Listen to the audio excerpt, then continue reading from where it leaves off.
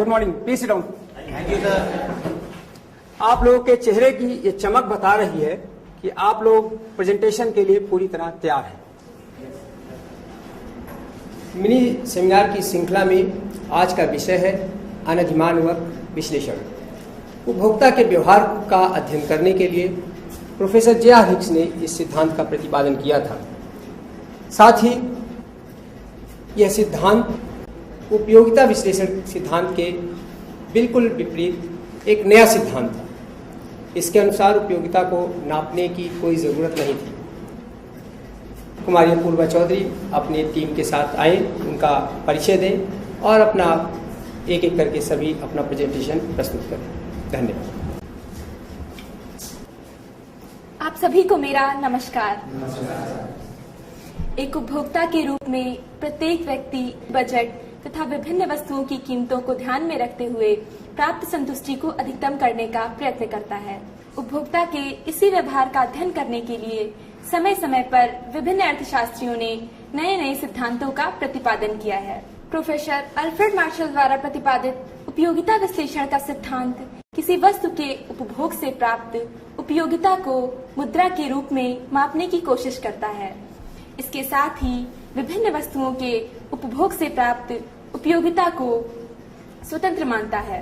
इसके अतिरिक्त मुद्रा की सीमांत उपयोगिता को स्थिर मानता है, जबकि हमारे वास्तविक जीवन में उपरोक्त तीनों ही विशेषताओं को चुनौतियां दी गई हैं। Professor JR. हिक्स ने अनाधिमान वक्र विश्लेषण की व्याख्या की।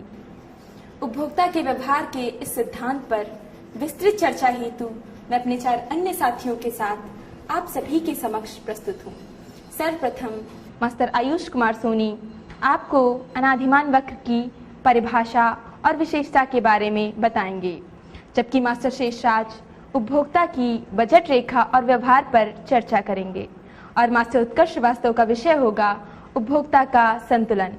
और अंत में कुमारी आशा बानू इस सिद्धांत में व्याप्त कमियों से आप सभी को अवगत कराएंगे। सर्वप्रथम मैं मास्टर आयुष कुमार सोनी को आमंत्रित करना चाहूंगी कि वे यहाँ आएं और अपने दिए हुए विषय पर प्रस्तुति दें। Master Ayush Kumar Soni please.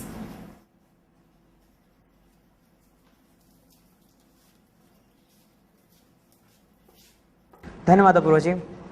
अनधिमान यानी कि अधिमान न देना, उदासीनता और तटस्थता से हमारा अभिप्राय दो वस्तुओं के विभिन्न संयोगों के प्रति समदृष्टि रखना। एक उपभोक्ता उसी अवस्था में दो वस्तुओं के विभिन्न संयोगों के प्रति समदृष्टि रख सकता है जब उससे मिलने वाली संतुष्टि का स्तर भी समान हो। अनधिमान वक्र भी ऐसे विभिन्न संयोगों को मिलाकर बनाया गया वक्र है जिससे उपभोक्ता को समान संतुष्टि का स्तर प्राप्त होता है। जे.आर. हिक्स के शब्दों में IC refers to loci of different combination of two different goods giving equal level of satisfaction to the consumer। अब क्योंकि अनधिमान वक्र पर स्थित समस्त बिंदु से उपभोक्ता को समान संतुष्टि का स्तर प्राप्त होता है, तो इस अवस्था में उपभोक्ता उसमें से किसी भी संयोग के प्रति तटस्थ अथवा उदासीन हो जाता है। आइए हम सब इसका निर्माण स्वयं करके देखते हैं। उदाहरण के लिए एक उपभोक्ता को वस्तु X और Y का प्रयोग करना है। वस्तु X को हम चपातियों की संख्या के रूप में ले सकते हैं और Y को चावल की मात्रा के रूप में। अब हमें से कोई भी ये बता सकता है कि एक उपभोक्ता आखिर कितनी चपाती और कितना चावल का उपभोग करें जिससे उसकी भूख रूपी इच्छा शांत हो जाए। आरंभ में एक उपभोक्ता 1 चपाती और 100 ग्राम चावल का उपभोग करता है जिससे उसकी भूख रूपी इच्छा शांत होती है। अगर उपभोक्ता एक अतिरिक्त चपाती और 50 ग्राम चावल का उपभोग करे, इससे भी उसकी भूख रूपी इच्छा शांत होगी। परंतु इस स्थिति में उपभोक्ता ने एक अतिरिक्त चपाती को 50 ग्राम चावल से प्रतिस्थापित किया, जिसे प्रतिस्थापन की सीमांत दर कहते हैं, जो कि आरंभ में 1:100 थी, बदलकर 1:50 हो गई। अगर उपभोक्ता 3 चपाती और 30 ग्राम चावल का उपभोग करे तो भी उसकी भूख रूपी इच्छा शांत होगी। परंतु इस स्थिति में जो कि MRSXY 1:50 था, बदलकर 1:20 हो जाता है। इन्हीं कॉम्बिनेशन का प्रयोग करते हुए हमने अनधिमान वक्र का निर्माण किया हुआ है। इस पर स्थित बिंदु A, B, C या D सभी बिंदुओं से उपभोक्ता को समान संतुष्टि का स्तर प्राप्त होता है। आइए अब हम इसकी विशेषताओं के बारे में चर्चा करते हैं। इसकी पहली विशेषता है कि अनधिमान वक्र बाएं से दाएं नीचे की ओर झुका हुआ होता है, क्योंकि अनधिमान वक्र पर स्थित समस्त बिंदु से उपभोक्ता को समान संतुष्टि का स्तर प्राप्त होता है। ऐसा तभी संभव है जब उपभोक्ता एक वस्तु के उपभोग में वृद्धि करने के फलस्वरूप दूसरे वस्तु के उपभोग में कमी लाए। आइए इसको हम ग्राफ समझते हैं। आरंभ में उपभोक्ता वस्तु y x के उपभोग को बढ़ाता जा रहा है और वस्तु x के उपभोग को क्रमशः कम करता जा रहा है। इसलिए अनुमान वक्र बाएं से दाएं नीचे की ओर झुका हुआ होता है। अनुमान वक्र की दूसरी विशेषता है यह मूल बिंदु के उन्नतोत्तर होता है। प्रोफेसर जेआरएक्स के अनुसार एक उपभोक्ता वस्तु x के उपभोग को बढ़ाने के लिए वस्तु y की त्यागी गई इकाइयों में क्रमशः कमी करता रहता है, जिसे दूसरे शब्दों में अगर कहें तो प्रतिस्थापन की सीमांत दर के घटते हुए होने के कारण यह मूल बिंदु के उन्नतोत्तर होता है। आइए इसको हम ग्राफ समझते हैं। दिए गए ग्राफ में उपभोक्ता वस्तु x की केवल एक इकाई वृद्धि करता है, जिसके फलस्वरूप y को सर्वप्रथम y0 से y1 पर आना पड़ता है। इस स्थिति में उपभोक्ता केवल एक वस्तु x की एक ही इकाई को उपभोग बढ़ाता है। अगर वस्तु x की एक और अधिक इकाई का उपभोग बढ़ाता है, उस स्थिति में y1 से y2 इकाई तक कमी करनी पड़ती है। अनुमान वक्र की तीसरी विशेषता है कि उच्च अनुमान वक्र संतुष्टि के उच्च स्तर को प्रदर्शित करता है। प्रोफेसर जेआरएक्स के अनुसार उच्च अनुमान वक्र संतुष्टि के उच्च स्तर को प्रदर्शित करता है, क्योंकि ऊंचे अनुमान वक्र पर उपभोक्ता एक वस्तु के उपभोग में कमी किए बगैर दूसरे वस्तु के उपभोग में वृद्धि कर सकता है। इस प्रकार उपभोग का उच्च स्तर निश्चित तौर पर संतुष्टि के स्तर में वृद्धि करता है। आइए इसको हम ग्राफ समझते हैं। आरंभ में उपभोक्ता IC0 के बिंदु K को चुनता है। इस स्थिति में उपभोक्ता वस्तु x की OX0 इकाई का उपभोग करता है और y की OY0 इकाई का उपभोग करता है। अगर उपभोक्ता चाहे तो वस्तु y के उपभोग में कमी किए बगैर वह बिंदु L पर जाकर वस्तु x के उपभोग को बढ़ा सकता है, और यदि उपभोक्ता चाहे तो वस्तु x के उपभोग में कमी किए बगैर वस्तु y के उपभोग को बढ़ा सकता है और बिंदु M पर जाकर वस्तु y के उपभोग को OY0 से OY2 कर सकता है। इस प्रकार उच्च अनुमान वक्र संतुष्टि के उच्च स्तर को प्रदर्शित करता है। अनुमान वक्र की चौथी विशेषता है कि दो अनुमान वक्र एक दूसरे को प्रतिच्छेद नहीं करते। यह सत्य है क्योंकि प्रतिच्छेद बिंदु पर दोनों ही वक्रों से मिलने वाली संतुष्टि का स्तर समान होगा। आइए इसके ग्राफ समझते हैं। दिए गए ग्राफ में IC0 और IC1 एक दूसरे को इस बिंदु पर प्रतिच्छेद करते हैं। इस बिंदु पर दोनों वक्रों से मिलने वाली संतुष्टि का स्तर समान होगा, परंतु यदि इस बिंदु के नीचे जाएं तो IC0 IC1 की तुलना में नीचे है, जिससे इससे मिलने संतुष्टि का स्तर इसकी IC1 की अपेक्षा कम होगा।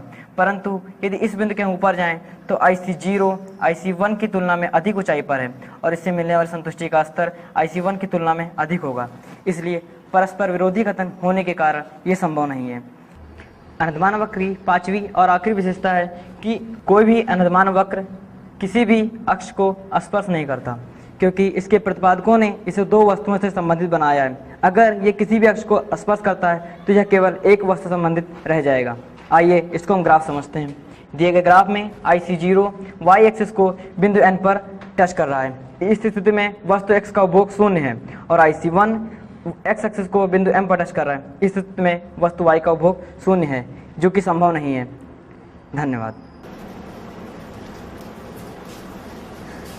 धन्यवाद मास्टर आयुष कुमार सोनी।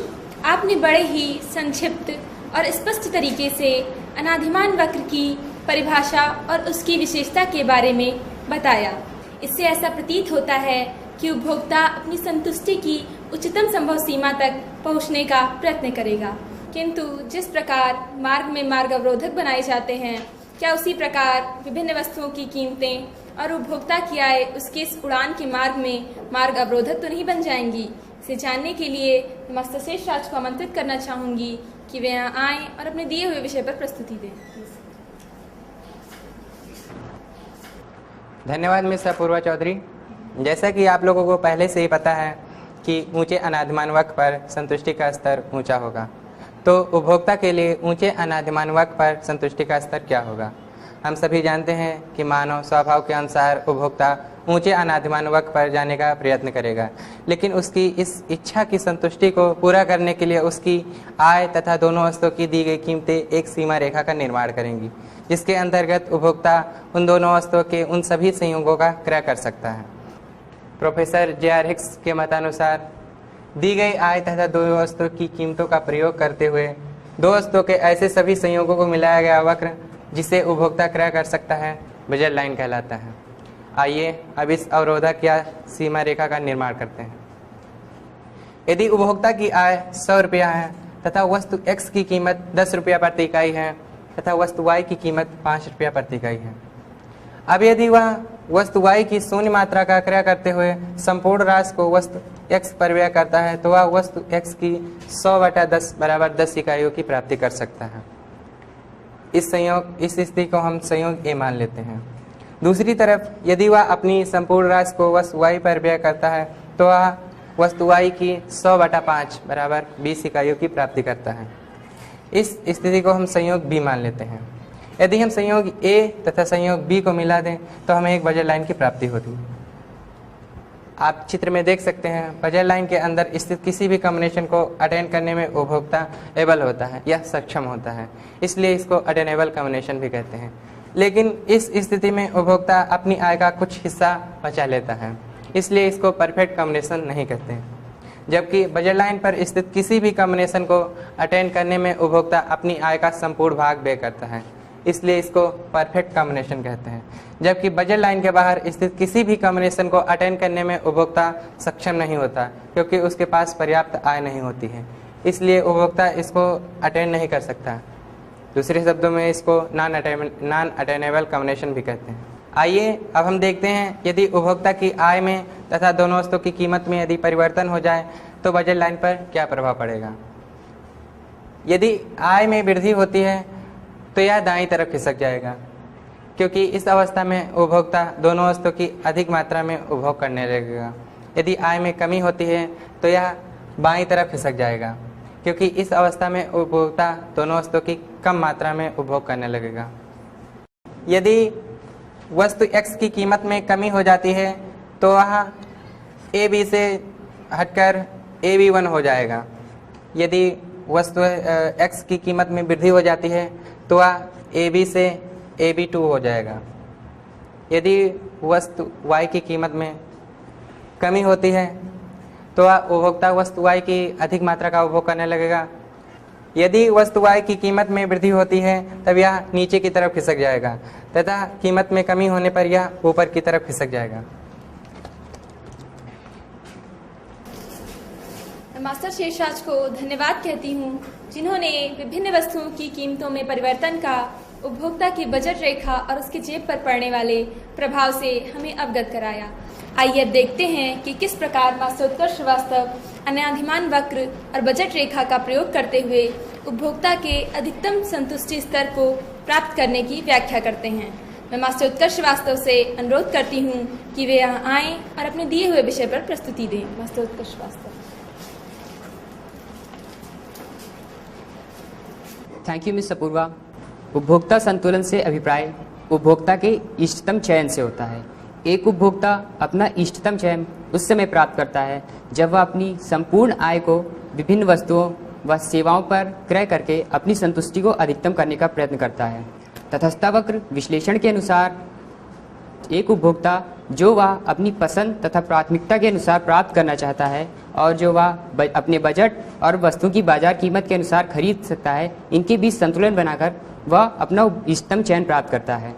जैसा कि आप सबको पहले ही बताया गया कि एक ऊंचे अनाधिमान वक्र पर संतुष्टि का स्तर भी ऊंचा होता है, और जैसा आपको पहले एक और बताया गया कि दो वस्तु की कीमतें तथा उपभोक्ता की आय किस प्रकार बजट रेखा का निर्माण करती हैं।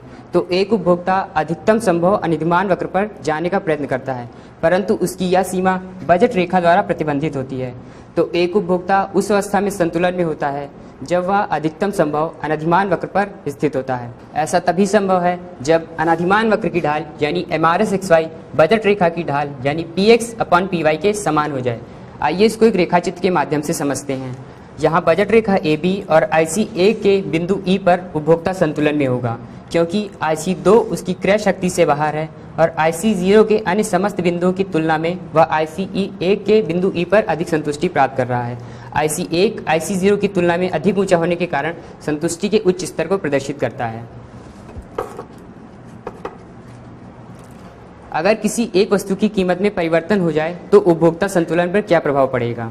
मान लीजिए यदि वस्तु X की कीमत में कमी हो जाए तो उपभोक्ता वस्तु X का उपभोग बढ़ा देगा, जिससे बजट रेखा X एक्सिस पर दाईं ओर खिसक जाएगी और इससे उपभोक्ता वस्तु का उपभोग बढ़ा देगा और उपभोक्ता का संतुलन नई बजट रेखा के IC1 के बिंदु E पर स्थापित हो जाएगा।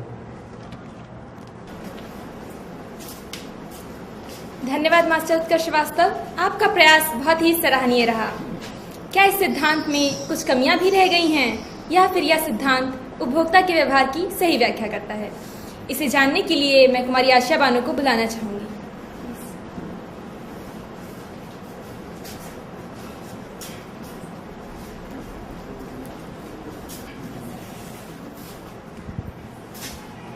धन्यवाद अपूर्वा दी।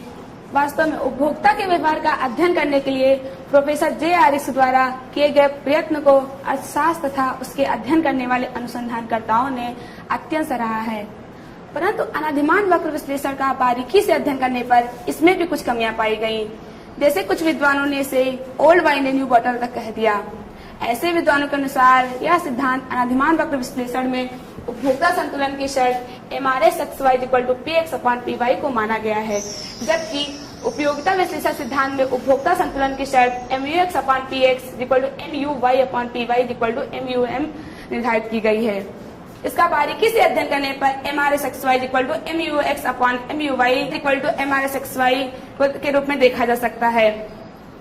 इसका प्रोफेसर जे आरिस द्वारा दिए गए सूत्र को परिवर्तित करने पर MRSXY=PX/PY तथा बाय अल्टरनेट MUX/MUY=PX/PY के रूप में लिख सकते हैं।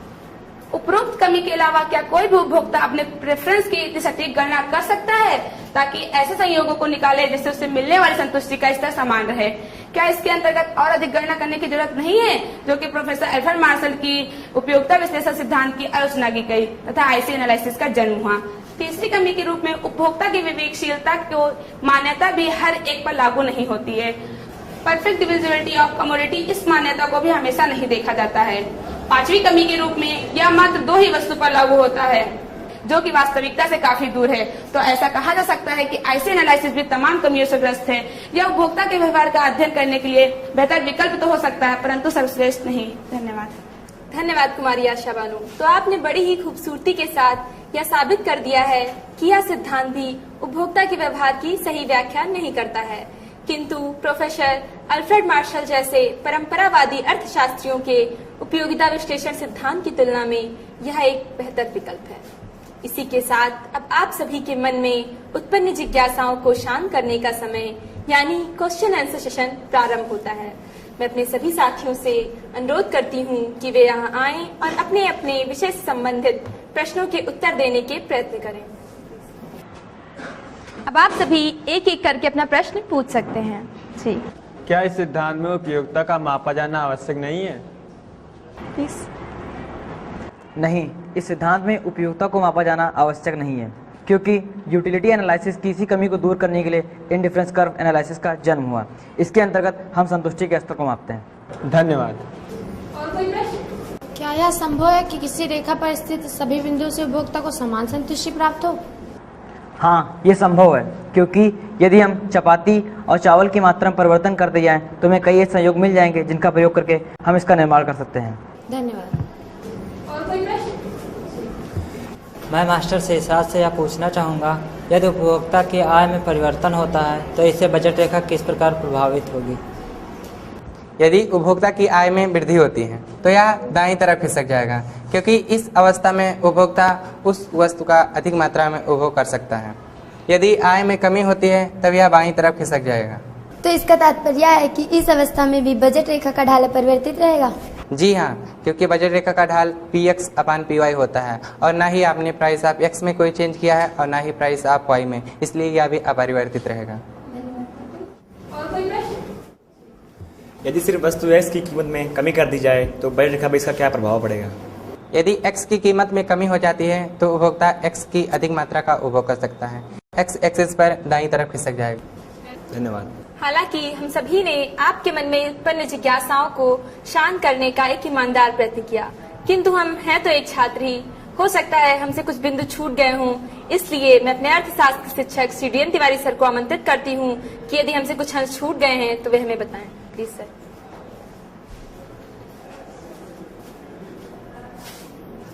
आज काफ़ी दिनों बाद मुझे अपने पुराने दिन याद आ गए, जब हम कक्षा में बैठे हुए होते थे और हमारे अर्थशास्त्र के शिक्षक हमें इसी प्रकार पढ़ाते थे।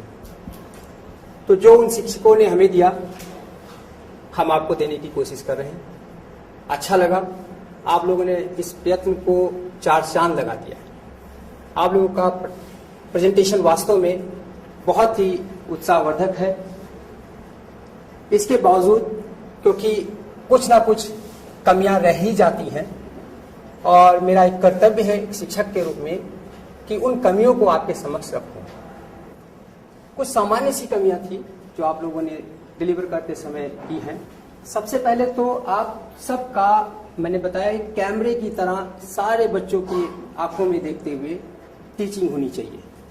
हर बच्चे को ये लगे कि वो आपके पास है, आपके निकट है, आपसे डायरेक्ट उसका संपर्क है।